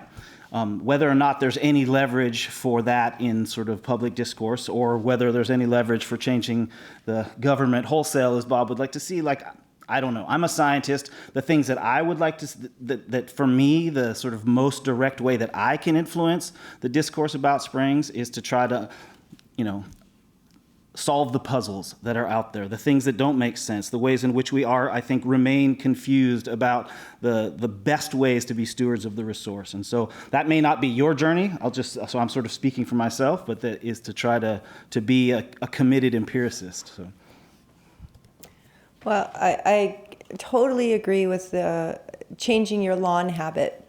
That would probably be the biggest impact, immediately that you can do as a person on your own individually.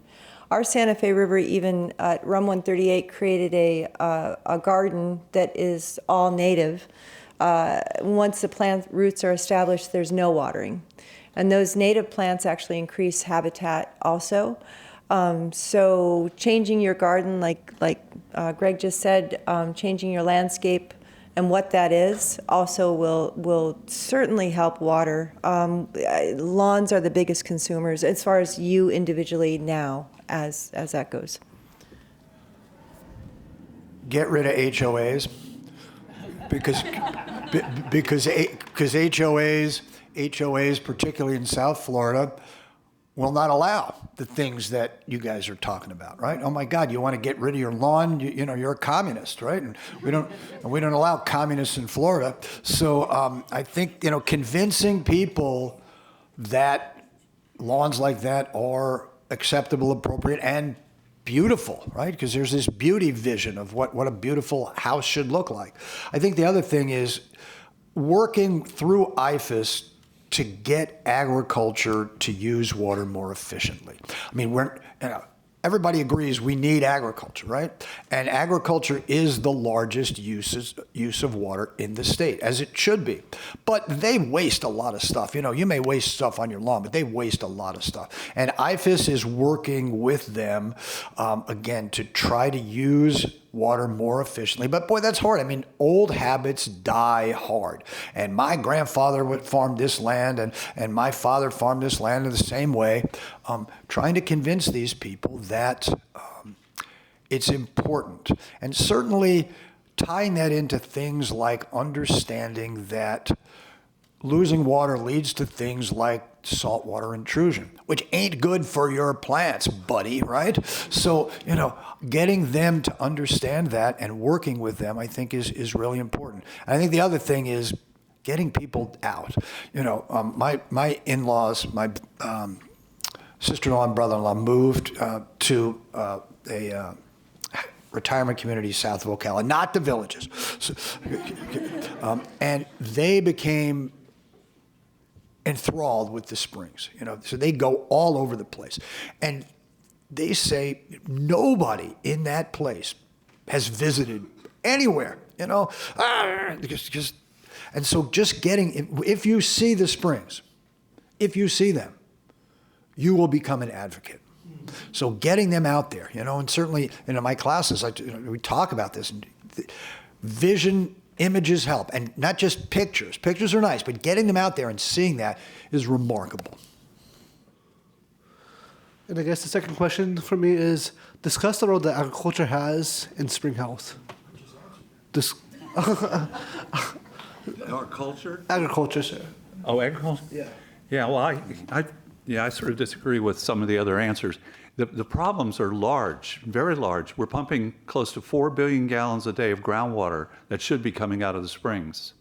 We need to cut that back. If we want to have healthy springs, and this is research I've been working on most of my life, we need to have about 95% of the original average flows. And the only way to get there is to reduce our pumping by well over half. So that means going to agriculture and saying, and your grandfather and whoever your father weren't using groundwater for irrigation 50 years ago, 40 years ago. There was no groundwater being used for irrigation. They grew their crops in places where they could use surface water and rainfall. But that's not the way it is now. And agriculture is increasing its footprint every year, putting in more center pivot irrigation systems and making the problem worse. So little things actually like lawns, I mean, you can't solve this problem yourself. As I indicated, about 90% of the problem is with about 30,000 corporations and people. 90%. So if you turn off the water while you're brushing your teeth, it's not going to help.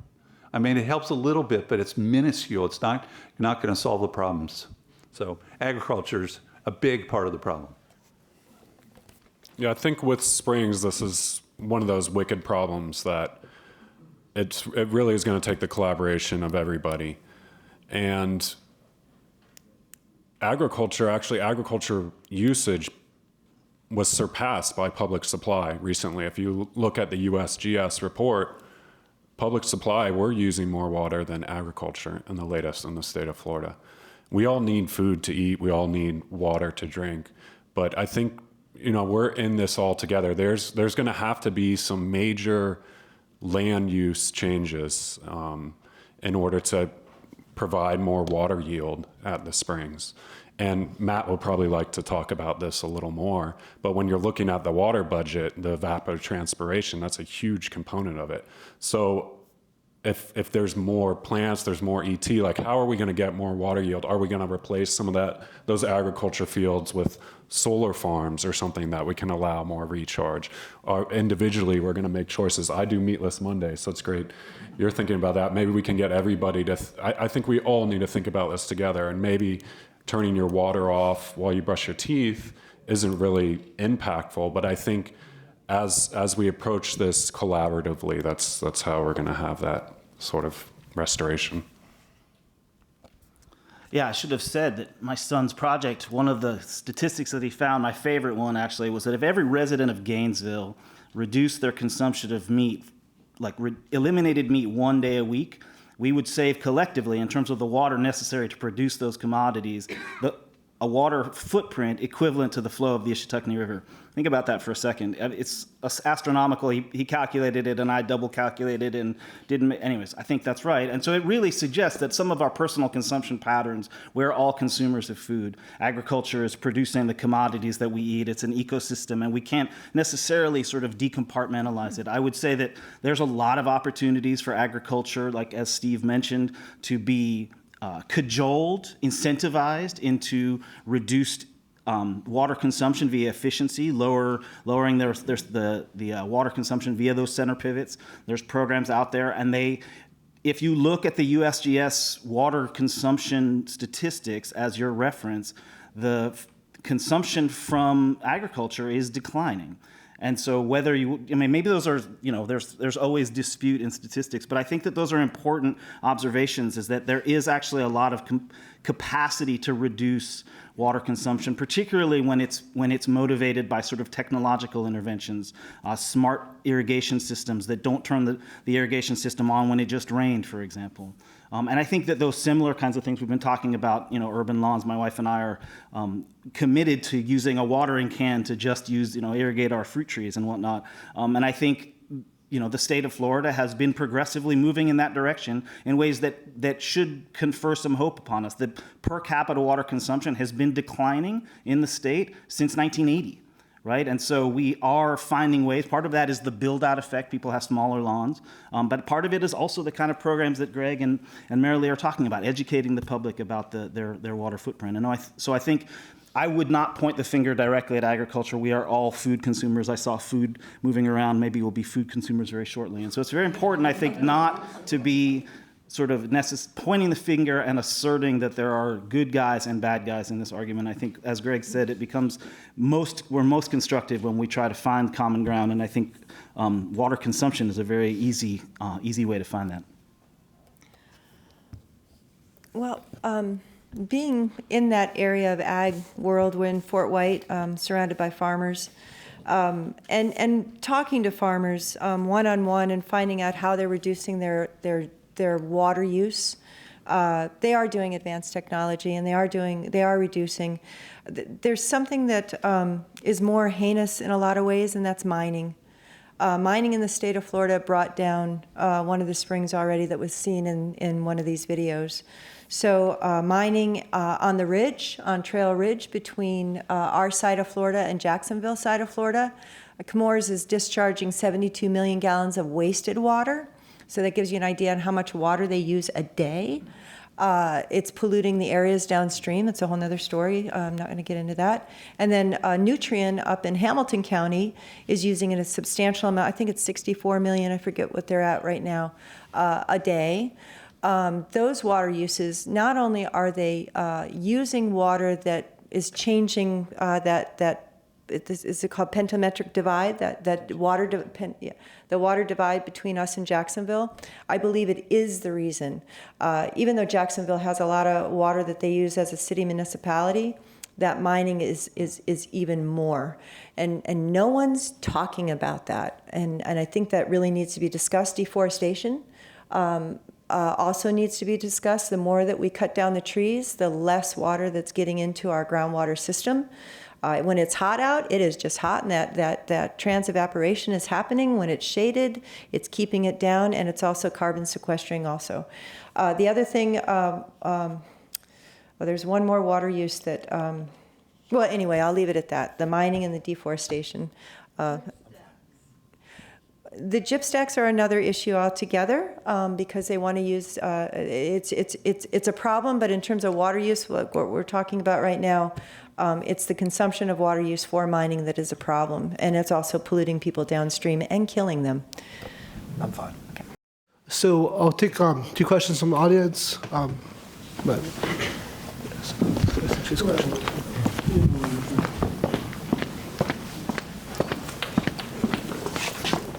Thanks. I just have a quick question. So you talked about mining. Do you specifically mean phosphate mining for phosphogypsum or other types of mining as well? Phosphate. Yes, phosphate mining is one of them. The other mining that's happening on the ridge is for titanium and rare earth. So all of these phones that we have, all of the technology that we have is actually being mined right out of Florida. And so people have to be aware that what you use, talk about food, we have to use less technology in one way or another, or mine the dumps. That's what I'd really like to see happen, and remine these materials that we're holding in our hands that are made of the mining issues that we are dealing with, not only from water consumption, but also from poisons that we have to deal with downstream. So titanium, rare earth, and phosphate. Just a little more answer. I agree that nutrient.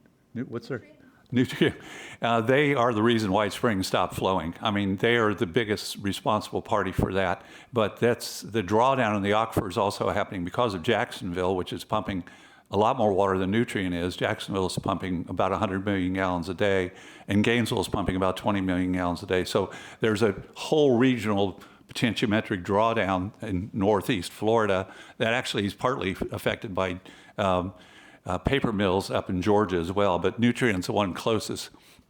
Kissingen Springs that Steve talked about dried up because of phosphate mining. There was no doubt about it at all. And the Water Management District prepared a report on that back in the 70s, and everybody knew what drew it down is because they had beautiful graphs showing the reduced flow with the increased water consumption and phosphate mining down there. That's continuing. And Kissingen Springs will never flow unless the phosphate mining goes away from Central Florida. So that's a good question. They're not the only bad guy, but phosphate mining is very water intensive. So for the interest of time, we'll ask our final question. This one's from Zoom. Discuss the role that herbicides are having on the health of Florida springs. Discuss the role that herbicides are having on the health of Florida springs. I don't have much to say about it. Herbicides are not, I mean, some are getting into the aquifer. We just completed a study on Santa Fe, and we found some atrazine and some other herbicides, but they're not really high concentrations for the most part. A lot of that's being attenuated. So I don't know that herbicides are a big problem in the springs. At least that's my information. Matt may have other. Yeah, it's definitely not my area of expertise. I just have an anecdote. So my wife and I were married at McCullough Springs. We rented out the Edward Ball Lodge, and we spent 3 days there before and after the wedding, just cruising around McCullough Springs, and it was just amazing. I mean, maybe it was just because I'd just gotten married, but I was on cloud nine, and it was sort of, you know, the miracle of nature that Steve was talking about. And I went back. It was probably 10 years later. We were married in 2000, 2010, and the submerged aquatic vegetation was gone. And so I was talking to the park biologist what had happened. And there's like so many things in nature, a constellation of events, and there's some maybe reasonable people can disagree about it. But what he said was that the application of sonar in the spring run was responsible. They're sort of like trying to control hydrilla led to the killing of everything.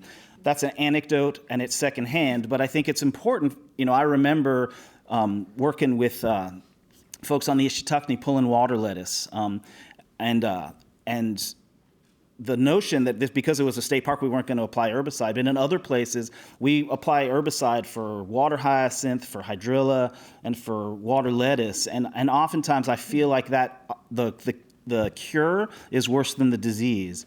And so, in terms of the broadcast spraying directly for the control of nuisance vegetation in our waterways, I think that requires a good, long, hard look. Our Santa Fe River did get involved with FWC biologists that were spraying the Santa Fe River.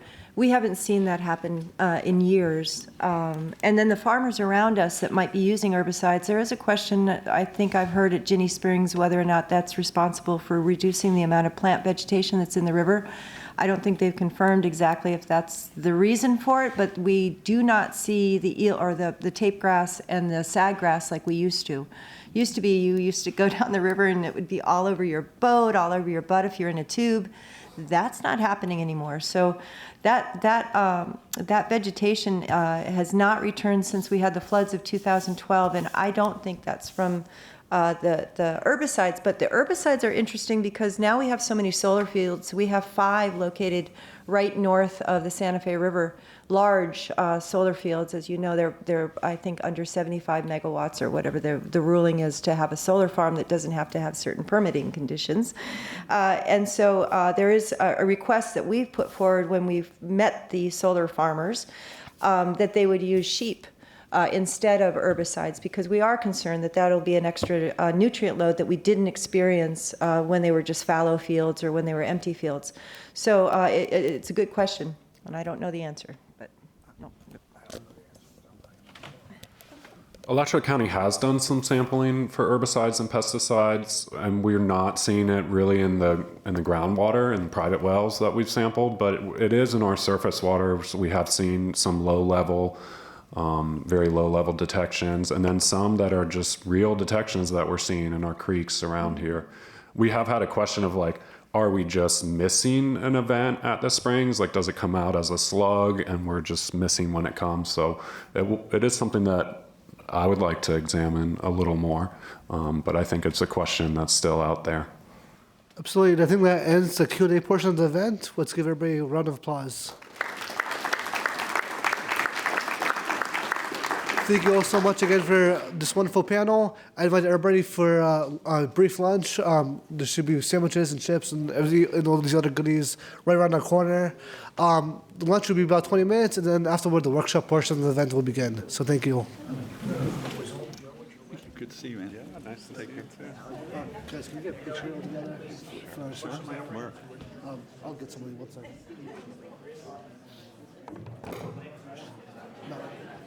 Are you guys putting in some TAG grant applications? Yeah, this next month we were just getting all our ones completed because last year it was such a short period. Yeah, I know. I put mine in on Friday. Yeah. So yeah, we're gonna put some in April. Yeah, great. Yeah, but our last one we did yesterday. Those were really important. So from 95 to... Where do you want us to stand?